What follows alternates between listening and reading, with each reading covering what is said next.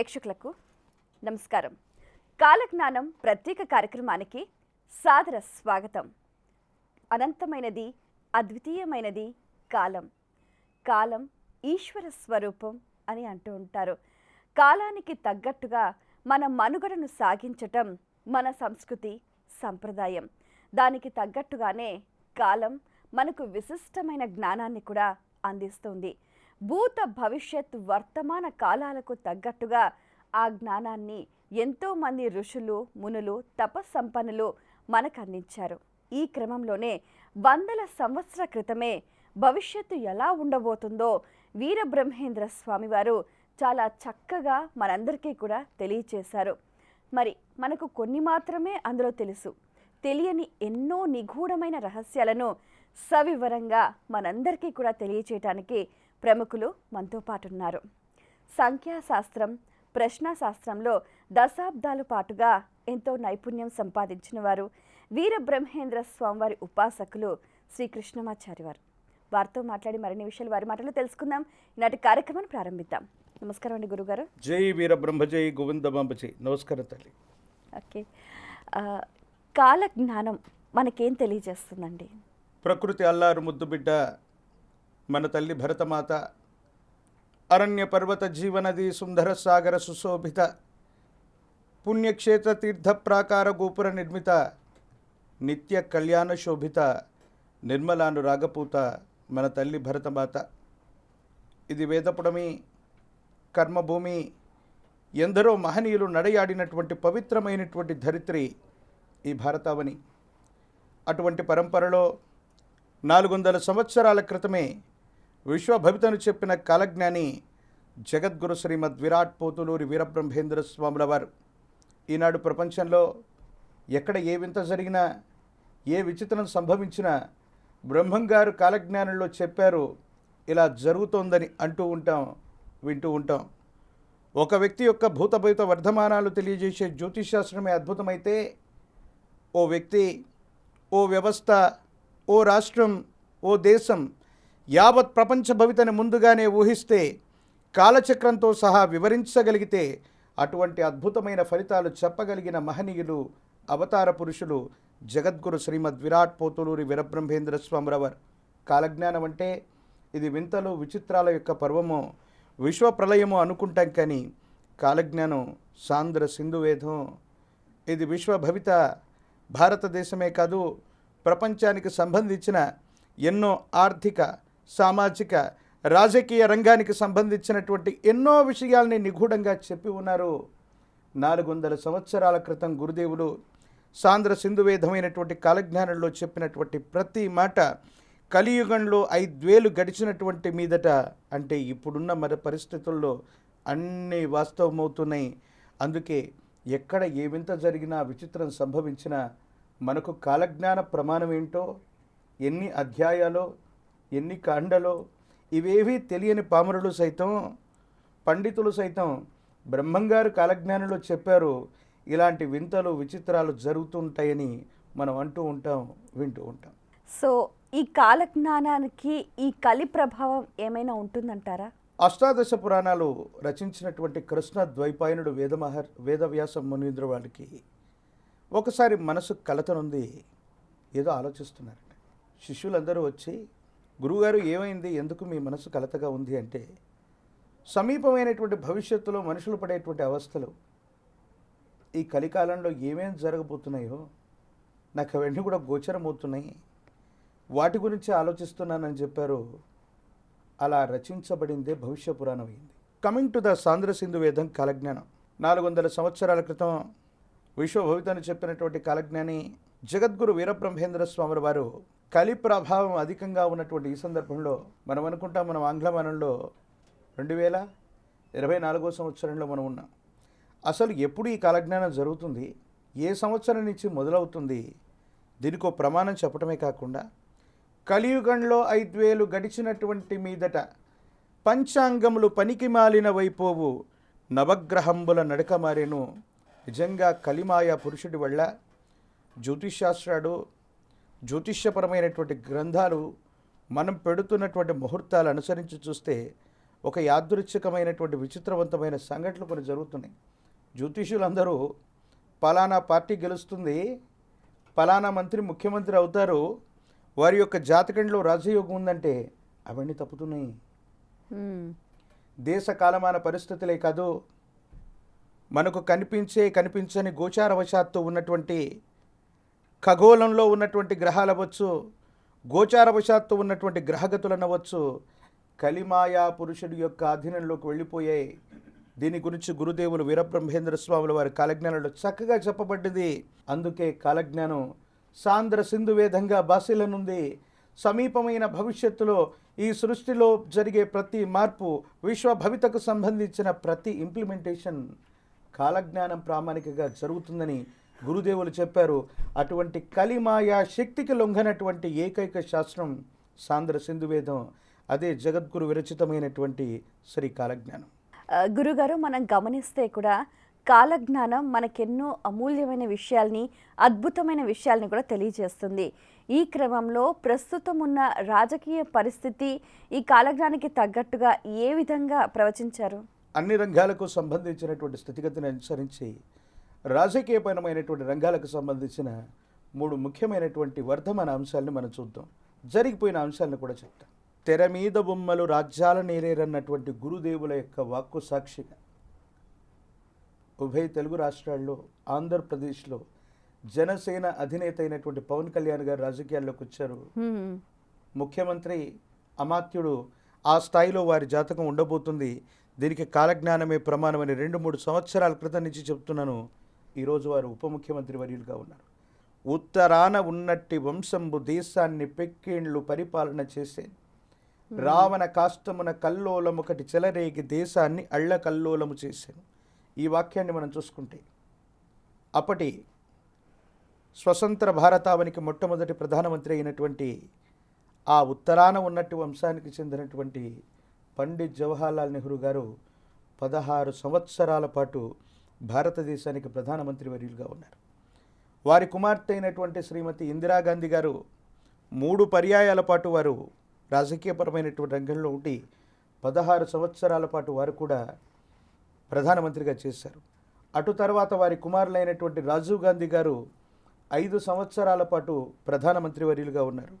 అటు తర్వాత వారి యొక్క ధర్మపత్ని అయినటువంటి సోనియా గాంధీ గారి నేతృత్వంలో 2004 నుంచి 2014 వరకు వారు యూపీఐ చైర్పర్సన్గా కొనసాగితే వారి నేతృత్వంలో భారతదేశంలో ప్రభుత్వం నడిచింది.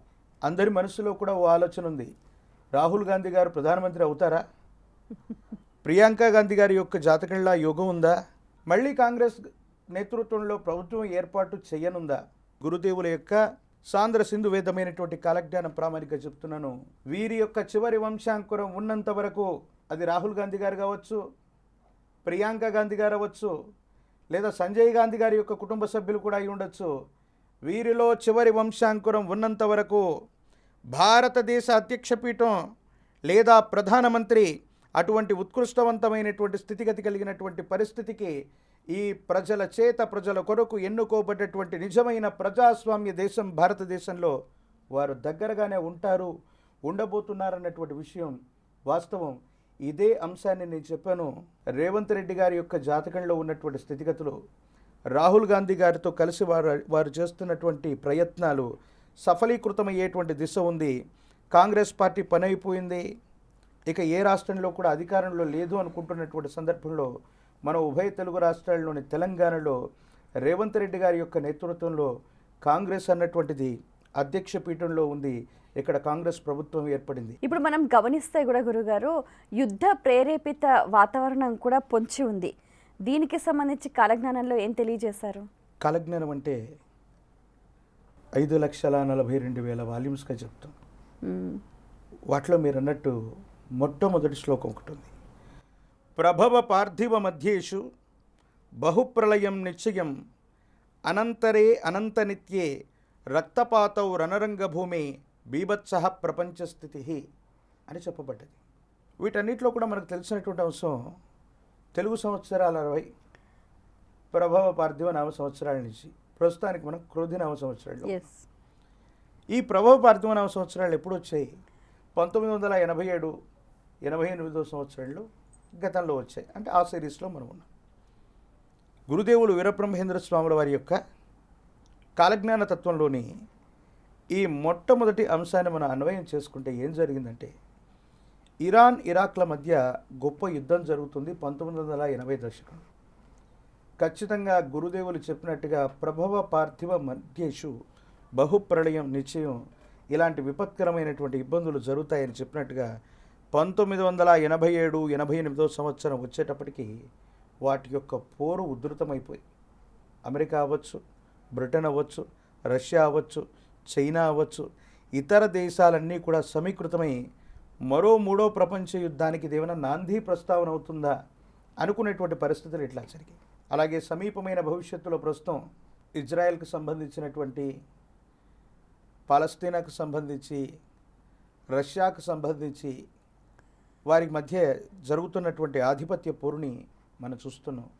మళ్ళీ చెప్తున్నాను, రాబోయే ప్రభవ పార్థివ మధ్యేషు 2047-48 సంవత్సరానికి అటు ఇటుగా ఈరోజు జరుగుతున్నటువంటి ప్రపంచంలో వివిధ దేశాల మధ్య జరుగుతున్నటువంటి ఈ యుద్ధాలు మూడవ ప్రపంచ యుద్ధానికి నాంది ప్రస్తావన కాబోతున్నాయి. ప్రపంచంలో అత్యాధునిక సాంకేతిక పరిజ్ఞానంతో కూడినటువంటి 21వ శతాబ్దంలో మనం ఉన్నాం. ఎంతో పురోగమించామని మనం అనుకుంటాం. మనం పురోగమించింది ఏంటంటే, ఒక మనిషిని, ఒక వ్యవస్థని, ఓ ప్రాంతాన్ని, ఓ దేశాన్ని ఎలాగా మనం నాశనం చేయటం అన్నటువంటి విశేషవంతమైన స్థితిగతులు, అనుభవముల గురించి మనం వెతుక్కుంటున్నాం. హిరోషిమా నాగసాకి మీద కూడా ఇలాంటి ప్రయత్నమే రెండవ ప్రపంచ యుద్ధంలో జరిగింది. గురుదేవుల యొక్క కాలజ్ఞాన వాక్కు సాక్షిగా 2048 సంవత్సరం 2047 సంవత్సరానికి అటు ఇటుగా మరో ప్రపంచ యుద్ధానికి మనం ఉన్నటువంటి పరిస్థితులు నాంది ప్రస్తావన కాబోతున్నాయనటంలో ఎటువంటి సందేహం కూడా లేదు. గురుగారు, మరి ఇటువంటి ప్రతికూల పరిస్థితులు కానీ, విపత్కర పరిస్థితులు కానీ, వీటికి కారణం ఆ దేశం అంటే ఆ రాజ్యాన్ని పరిపాలించే వ్యక్తుల యొక్క కర్మఫలం మీద ఆధారపడి ఉంటుందా, లేకపోతే ఈ ప్రజలు అందరూ చేసే పాప ఫలితంగా అటువంటి కష్టాన్ని అనుభవిస్తున్నారంటారా? యథా యథా హి ధర్మస్య గ్లానిర్భవతి భారత అభ్యుత్థానమధర్మస్య తదాత్మానం సృజామ్యహం పరిత్రాణాయ సాధూనాం వినాశాయ చ దుష్కృతాం ధర్మ సంస్థాపనార్థాయ సంభవామి యుగే యుగే. పరిస్థితులు ఏవైనా కావచ్చు, అధర్మం వృద్ధి చెందుతూ ఉన్నప్పుడు, ధర్మం క్షీణిస్తూ ఉన్నప్పుడు, సాక్షాత్తు భగవంతుడు తనను తాను స్పృజించుకుంటూ కొత్త అవతారమూర్తిగా విశేషంగా వచ్చే ప్రతి సందర్భంలో ఈ విపత్తులు జరుగుతాయి. అసలే మనం ఉన్నది కలికాలం. ధర్మం ఒక్క పాదం మీద కూడా కనిపించనటువంటి పరిస్థితి. ఈ కలిమాయా పురుషుడి యొక్క విశేషవంతమైనటువంటి చర్యల వల్ల మన మనస్సు, శరీరం అన్నీ కూడా మలినమైపోయి అధర్మపూరితమైనటువంటి ఆలోచనలతో కొనసాగుతున్నాం. మీరన్నట్టు యథా రాజా తథా ప్రజ. మనల్ని పరిపాలన చేసే ప్రభువులు కూడా అధర్మపూరితమైనటువంటి కార్యకలాపాలు చేయటమే కాదు, వాళ్ళ అధికారాన్ని నిలబెట్టుకోవడానికి అధర్మపూరితమైనటువంటి పరిస్థితుల్లో ఉండటం ఒకటైతే, వ్యసనాలు ఎక్కువయ్యాయి. ఈ వ్యసనపరమైనటువంటి జీవితంలో మనుషులు మగ్గిపోతున్నారు. మత్తు పదార్థాలకు అలవాటు పడుతున్నాడు. మనిషి యొక్క మస్తిష్కంలో, మనిషి యొక్క మెదడులో ఏది ధర్మమో ఏది అధర్మమో వివేచన విచక్షణ లేనటువంటి విచిత్రవంతమైనటువంటి సందిగ్ధకరమైన స్థితిగతుల్లో ఉండటం వల్లే నేరాలు పెరుగుతున్నాయి, ఘోరాలు పెరుగుతున్నాయి. ప్రజల్ని అదుపు చేయని పరిస్థితుల్లో ప్రభువులు ఉన్నారు. అధర్మపూరితమైనటువంటి ఆలోచనలు వాళ్ళు చేస్తున్నారు. ప్రజలందరూ కూడా అధర్మ మార్గంలో ఉన్నాడు. అందుకే యథా యథా హి ధర్మస్య గ్లానిర్భవతి భారత అభ్యుత్థానమధర్మస్య తదాత్మానం సృజామ్యహం పరిత్రాణాయ సాధూనాం వినాశాయ చ దుష్కృతాం ధర్మ సంస్థాపనార్థాయ సంభవామి యుగే యుగే. అందుకే కలియుగంలో 5000 గడిచిన మీదట మొదటి పాదంలోనే ఇలాంటి ఇబ్బందులన్నీ ఎక్కువ అవుతాయా? దీనికోసమే ధర్మాన్ని మళ్ళీ స్థాపన చేయడానికి వీరభోగ వసంతరాయుడిగా మళ్ళీ అవతరిస్తానని జగద్గురు వీరబ్రహ్మేంద్ర స్వాముల వారు కాలజ్ఞానంలో చెప్పి ఉంది. అందుకే అధర్మపూరితమైనటువంటి స్థితిగతుల నుంచి బయటపడడానికి భగవంతుడు ఏదో రూపంలో మూలమయ్యున్నటువంటి రూపాన్ని తీసుకుంటారు. అటువంటి రాబోయే వీరభోగ వసంతరాయులకి మూలమయ్యున్నటువంటి రూపంగానే జగద్గురు వీరబ్రహ్మేంద్ర స్వామి వారిని మనం చూస్తూ ఉంటాం. అంటే లౌకికంగా అందరికీ తెలియని కొన్ని విషయాలకు సంబంధించి వీరబ్రహ్మేంద్ర స్వామి వారు ఏం చెప్పారు? అంటే భవిష్యత్తులో ఇంకా ఏం జరగబోతుంది? జగద్గురు వీరబ్రహ్మేంద్ర స్వామి వారంటే అందరికీ తెలిసినట్టు కేవలం ఒక కాలజ్ఞానాన్ని రాయటము, వేరొకటి చెప్పటము ఇది కాదు. భారతదేశంలో ఈనాడు స్త్రీలు అన్ని రంగాల్లో కూడా సమానంగా పురోగమిస్తున్నారు. దీనికి కాలజ్ఞానానికి గురుదేవుల యొక్క జీవనానికి ఒక ముఖ్యమైనటువంటి అంశం. ఒక 100 సంవత్సరాల క్రితం బాల్య వివాహాలు, కన్యాశుల్కాల గురించి మనం విన్నాం. 200 సంవత్సరాల క్రితం, 300 ఏళ్ల క్రితం, సరిగ్గా 400 సంవత్సరాల క్రితం 10 సంవత్సరాలు కూడా లేనటువంటి ముక్కు పచ్చలారనటువంటి పిల్లలందరికీ కూడా బాల్య వివాహాలు చేసి పంపిస్తున్న వ్యవస్థ. ఎవరైనా స్త్రీ రజస్వల అయితే ఆ స్త్రీకి మళ్ళీ కళ్యాణం జరగకూడదన్నటువంటి విచిత్రవంతమైన మూఢాచారం ఉన్నటువంటి వ్యవస్థలు ఆ రోజు ఉంటే, రజస్వలైనటువంటి స్త్రీని మొట్టమొదట వివాహం చేసుకుని స్త్రీ రజస్వల అయినటువంటి తర్వాత మాత్రమే వివాహం చేసుకోవాలన్నటువంటి విషయాన్ని లోకానికి చెప్పి గోవిందమాంబను స్వామివారి కళ్యాణం చేసుకుంటే, ఇది భారతదేశంలో అనేక రాష్ట్రాల్లో ఈరోజు అది చట్టం. తన కుమార్తె అయినటువంటి వీరనారాయణమ్మకి మఠానికి సంబంధించినటువంటి మఠాధ్యక్ష స్థానాన్ని కేటాయిస్తే, ఈరోజు భారతదేశంలో ఆడపిల్లలకు కూడా సమానమైనటువంటి హక్కు రావాలన్నటువంటి చట్టం ఈరోజు భారతదేశంలో మనం చూస్తున్నాం. ఎన్నో మూఢాచారాల్ని రూపుమాపినటువంటి ఒక సమతావాది జగద్గురు వీరబ్రహ్మేంద్ర స్వాముల వారు. స్వామివారు చెప్పినటువంటి కాలజ్ఞానంలో జరిగినటువంటి అంశాలు కొన్నైతే జరగవలసినటువంటి అంశాలు ఇంకొన్ని. మచ్చుకకి ఈ మధ్యకాలంలో ఈ శతాబ్దాలనే ఒక గొప్ప విపత్తును మనం ఎదుర్కొన్నాం. ఏమిటది? కరోనా లాంటి విపత్కరమైన ఇబ్బంది. ఈ 100 సంవత్సరాల్లో ప్రపంచంలో ఇంత భీభత్సమైన స్థితిని మనం చూడండి. వీరబ్రహ్మేంద్ర స్వాముల వారి కాలజ్ఞానంలో కరోనా గురించి చెప్పి ఉంటే మరి నివారణ ఎందుకు చెప్పలేదన్నటువంటి విషయాన్ని కూడా చాలామంది చెప్పున్నారు. వారు చెప్పారా లేదా అన్నటువంటి అంశాన్ని ఇప్పుడు నేను చెప్తాను. తెలుసుకోకపోవడం మన మూర్ఖత్వం అవుతుంది, కానీ వేరొకటి కాదు. గురుదేవులు కాలజ్ఞానంలో ఏం చెప్పారో తెలుసా? ఈశాన్య దిక్కు నుండి విషగాలి వీచేను, లక్షలాది జనులు చచ్చేరయ్య, కోరంకి అనుజబ్బు కోటి మందికి తగిలి కోడిలాగా తూగి సచ్చేరయ్య. ఈశాన్య దిక్కు నుండి విషగాలి వీచింది. ఎక్కడి నుంచి వచ్చింది? చైనా లాంటి పొరుగు దేశం నుండి ఈ కోవిడ్ మహమ్మారి వచ్చినట్టుగా మనం చెప్పాం. ఎంతమంది చనిపోతారన్నారు? కోటి అన్నారు. కోటి అంటే 100 లక్షలు అనుకుంటాం, కానీ కోటి అంటే అనంతం అని అర్థం. ఎలా చనిపోతారన్నారు? కోటి మందికి తగిలి కోడిలాగా తూగి చనిపోతారు. కోడి అనేటువంటి వర్డే ఎందుకు వాడారు అక్కడ? కుక్క చెప్పి ఉండొచ్చు, కోయిలని చెప్పి ఉండొచ్చు, వేరొక వర్డ్ వాడి ఉండొచ్చు కదా. కోడి అనేటువంటి శబ్దమే గురుదేవులు ఎందుకు వాడి ఉన్నారంటే, ఉభయ తెలుగు రాష్ట్రాల్లో ఒక పర్వదినం రోజు కోడి పందాలు జరుగుతూ ఉంటాయి. ఏమిటమ్మా ఫెస్టివల్? మనకి సంక్రాంతి జరుగుతున్నప్పుడు సరదాగా కోడి పందాలు జరుగుతుంటాయి. ఈ కోవిడ్ విజృంభించేది కూడా ఎప్పుడమ్మా? సంధికాలంలోనే, అంతేగా, ఆ ఋతువులోనేగా. ఇంచుమించు ఆ డిసెంబర్, జనవరి, ఫిబ్రవరి, మార్చి ఆ మధ్యలోనేగా. సరే, కోడి పందాలు జరుగుతూ ఉన్నటువంటి సందర్భంలో ఒక కోడి మరో కోడిని కొట్టేస్తుంది. విపరీతమైనటువంటి గాయాలు అవుతుంటాయి. శరీరం నుండి రుధిరం ప్రవహిస్తూ ఉంటుంది, రక్తం బయటకు వస్తుంటుంది. కానీ ఒకటి పోట్లాటను ఆపి దాని యొక్క శరీర నిర్మాణంలో బలహీనమైనటువంటి పార్ట్ ఒకటి ఉంది. అదేంటి తెలుసా? అది బలమైంది, బలహీనమైంది కూడా. శ్వాస వ్యవస్థ గనక అందకపోతే కోడి వెంటనే చనిపోతుంది. అలాగా తీవ్రమైనటువంటి గాయాలైనటువంటి సందర్భంలో కోడి పందాలు చేస్తున్న వాళ్ళు ఏం చేస్తారో తెలుసా? కృత్రిమంగా వాటి నోటి నుండి మనిషి నోరు పెట్టి శ్వాసను అందిస్తూ ఉంటారు. మన కుటుంబంలో చాలామంది బంధుమిత్రవర్గం, మన కుటుంబ సభ్యులు ఎవరికైనా కూడా ఈ కోవిడ్ మహమ్మారిని బారిపడి వీళ్ళు ఇబ్బంది పడ్డారనో, చనిపోయారనో, గతించిపోయారనో బాధపడుతుంటారు. మరి 21వ శతాబ్దంలో అత్యాధునిక సాంకేతిక పరిజ్ఞానంతో కూడిన వ్యవస్థలో మనం ఇచ్చిన ట్రీట్మెంట్ ఏమిటి? బయట నుండి ఆక్సిజన్ని వాళ్ళకి అందజేయటమే. కోడిలాగా తూగి సచ్చేరయ్య అంటే ఇది శ్వాసకోశ సంబంధమైనటువంటి ఇబ్బంది. ఊపిరాడకు చనిపోతారని గురుదేవులు చెప్పారు. ఆక్సిజన్ మాస్కులు పెట్టుకొని తిరిగాం. ఎంత విలువైనటువంటి మెడిసిన్ ఇచ్చినప్పటికీ కూడా ఎలా చనిపోయాడయ్యా ఈ వ్యక్తి అంటే, ఊపిరాడకు చనిపోయాడు, భయపడి చనిపోయారు, లంగ్స్ ఇన్ఫెక్షన్ అయ్యాయి, పూర్తిగా ఊపిరితిత్తులు నాశనమైపోయాయని చెప్పినటువంటి దాఖలాలను మనం చూస్తాం. గురుదేవుల యొక్క వాక్కును అనుసరించి సమీపమైనటువంటి భవిష్యత్తులో ఇంతకు మించి కానీ వీటికి సంబంధించినటువంటి విపత్తులు కానీ సమీపమైనటువంటి భవిష్యత్తులో రాబోతున్నాయి.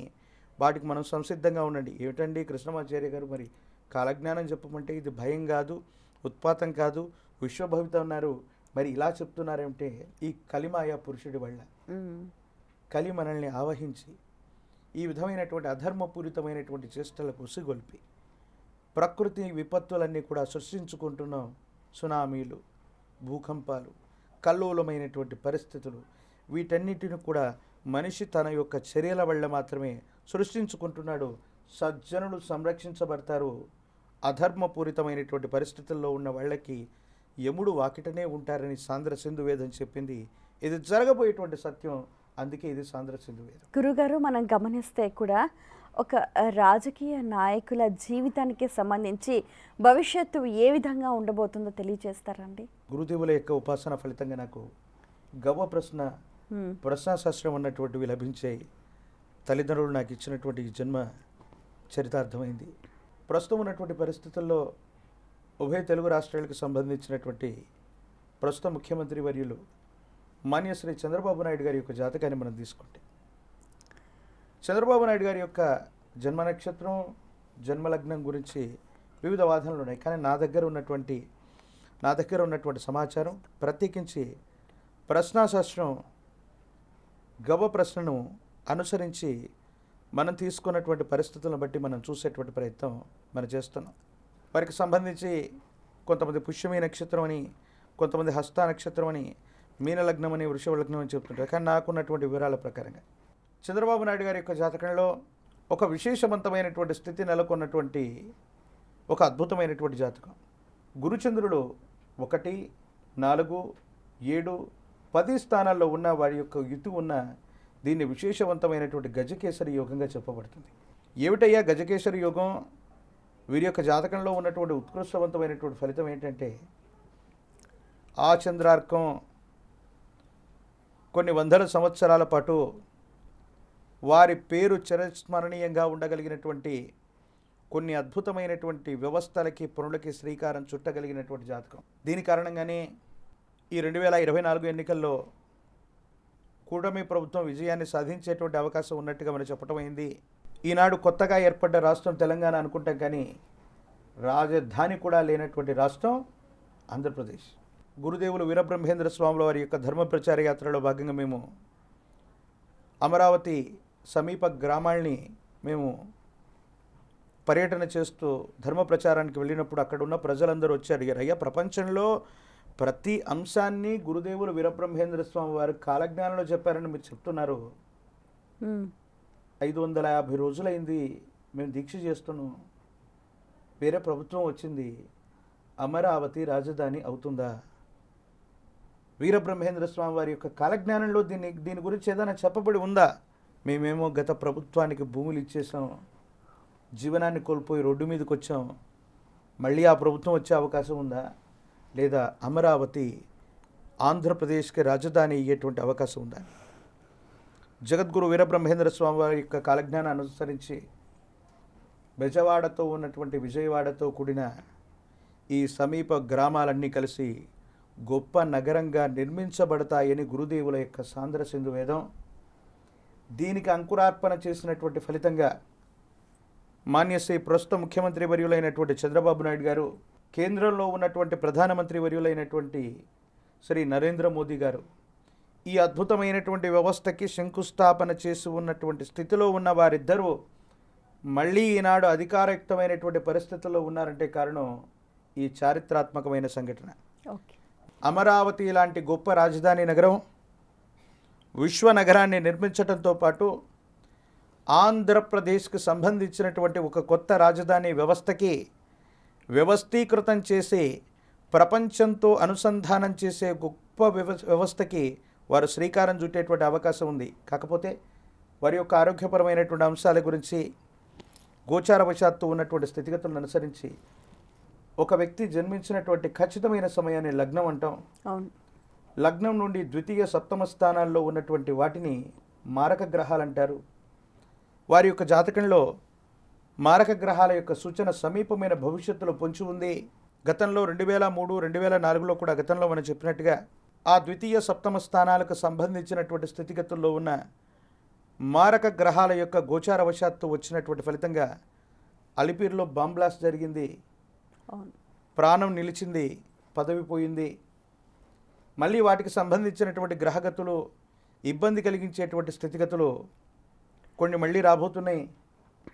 2027 డిసెంబర్, 2028 ఫిబ్రవరి, మార్చి మధ్యలో ఇటువంటి కొన్ని ఇబ్బంది కలిగించేటువంటి గ్రహగతులకు సంబంధించినటువంటి సూచనలు మాన్యశ్రీ ముఖ్యమంత్రి వర్యులు శ్రీ నారా చంద్రబాబు నాయుడు గారి యొక్క జాతకంలో సమీపమైన భవిష్యత్తులో రాబోతున్నాయి.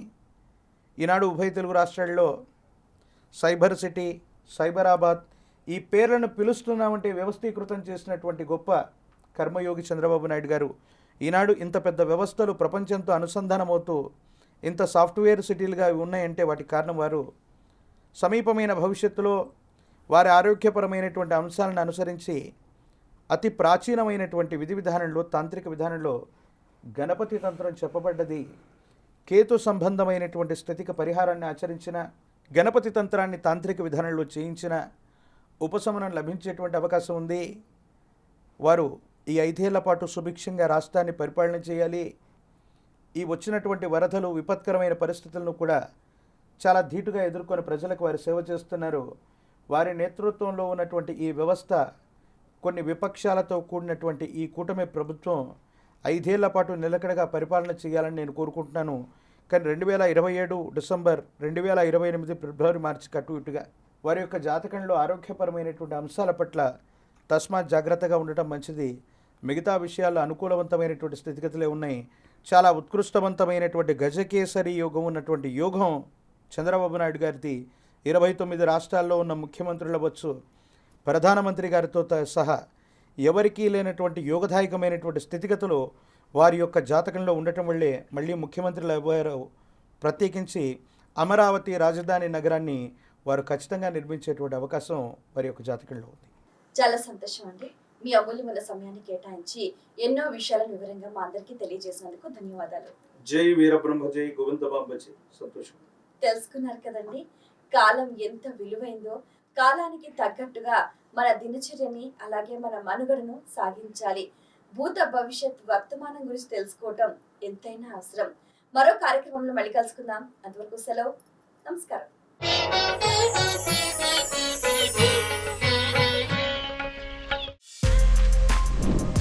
For more videos like this, subscribe Big TV channel.